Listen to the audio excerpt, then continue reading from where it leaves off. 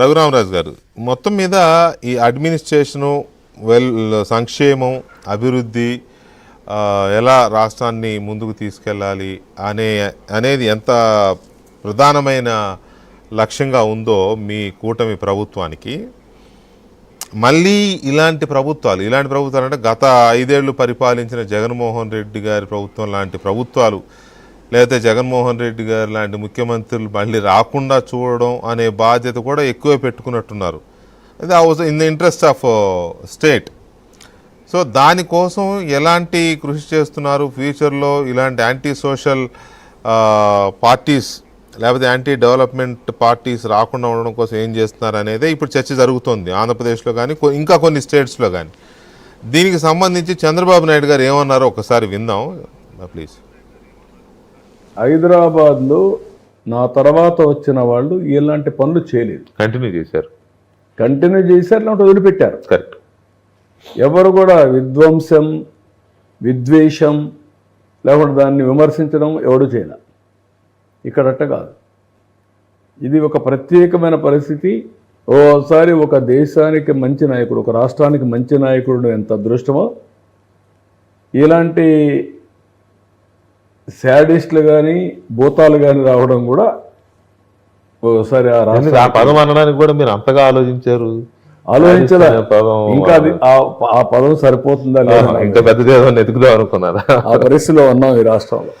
ఇలాంటి వ్యక్తులు రాజకీయానికి అర్హత లేని వ్యక్తులు. నన్ను కూడా ఎక్కడ పోయినా ఏమడుగుతున్నారు? ఓకే, మీరు బాగున్నారు, మీరు బ్రహ్మాండంగా ఉన్నారు, రేపు మళ్ళీ గ్యారంటీ ఏంటి మాకు? That's what I want to. నేను అప్పుడు ఏమంటున్నాను? ఆ భూతాన్ని భూస్థాపితం చేశానంటాను. చేశారా? చేస్తారా? చేస్తున్నాను అని చెప్పాను, చేస్తానని చెప్పాను. ఈ 5 ఏళ్లలోనే భూస్థాపితం చేయకపోతే మళ్ళీ బుసలు కొడితే రాష్ట్రం అంతా నాశనం అయిపోతుంది. అది పరిస్థితి. అది చేస్తాను అన్నారు, చేస్తానని చెప్తున్నాను అంటున్నారు, చేయకపోతే బుసలు కొడితే రాష్ట్రం నాశనం అయిపోద్దని అంటున్నారు. అంటే చంద్రబాబు నాయుడు గారు దాన్ని కొంచెం సీరియస్గా తీసుకున్నట్టే కనబడుతోంది. మీరు బాధితులు జగన్మోహన్ రెడ్డి గారికి, తర్వాత కొంచెం కీన్గా అబ్జర్వ్ చేస్తున్నారు కదా. ఆ భూతం అంటే ఇక్కడ జగన్మోహన్ రెడ్డి గారిని వ్యక్తిగా చూడట్లా, మనం రాజకీయ పార్టీ నాయకుడిగా, మాజీ ముఖ్యమంత్రిగా అట్లా చూస్తున్నాం కదా. సో ఆ రాజకీయ భూస్థాపితం అయిపోయింది అనుకోవచ్చా, అయ్యే క్రమంలో ఉందనుకోవచ్చా? ఏం చర్యలు, ఎలాంటి ప్రయత్నాలు జరుగుతున్నాయి? ఆ రాజకీయ భూతాన్ని ప్రజలు భూస్థాపితం మొన్న సరిగ్గా సంవత్సరం క్రితం చేశారు. ఆల్రెడీ భూస్థాపితం చేశారు. అది మళ్ళీ పైకి రాకుండా ఉండాలి అని అంటే మనం సుపరిపాలన ద్వారా మళ్ళీ వీళ్ళే ఉండాలి అనే దిశగా పరిపాలన కూడా ఇప్పుడు సాగుతుంది. సో కాబట్టి మళ్ళీ ఆ భూతం బయటికి వచ్చే అవకాశం, ఎందుకంటే ఆ సీసా ఓపెన్ చేయాలి అంటే మళ్ళీ ప్రజలే ఓపెన్ చేయాలి.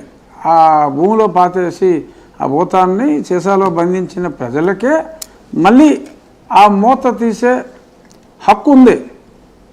ఆ ప్రజలు ఆ మూత తీయకుండా ఉండాలి అంటే విధ్వంసం అంటే ఏంటో ఆయన చూపెట్టాడు. కాబట్టి ఆ ప్రభుత్వం అభివృద్ధి అంటే ఏంటో చూపెట్టే దిశగా వడివడిగా అడుగులేస్తూ ఉంది ఈ కూటమి ప్రభుత్వం. కాబట్టి మనం చేసే పనుల ద్వారా ఆ మూత తెరిసే అవకాశం ఉన్న ఆ ప్రజల్ని మళ్ళీ ఆ శేషా జోలికి వెళ్లకుండా, అంటే చంద్రబాబు నాయుడు గారైనా రాకుండా చేస్తాను అంటే రాకుండా ఎలా చేస్తారు?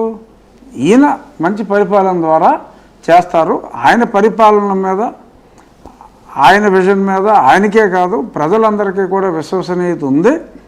ఆ దిశగానే మరి ఎన్ని కష్టాలు ఉన్నప్పటికీ, ఆర్థికంగా ఎన్ని ఇబ్బందులు ఉన్నప్పటికీ మరి పంటి బీగున దిగమింగుని మరి అన్నిటినీ స్లోగా ఆయనకున్న సామరస్య ధోరణితో, మరి కేంద్రంతో ఉన్న సఖ్యతతో ఒకదానికొకటి మరి అలాగా ఇబ్బందులను సరిచేసుకుంటూ, ఆర్థిక ఇబ్బందులను సరిచేసుకుంటూ మరి అభివృద్ధి వైపు ముందుకెళ్తున్నారు. కాబట్టి అభివృద్ధి ద్వారా ఆ భూతాన్ని బయటికి రానివ్వం అనేది ఆయన ఉద్దేశం అనేది నేను అనుకుంటున్నా. ఎందుకంటే వేరే అదర్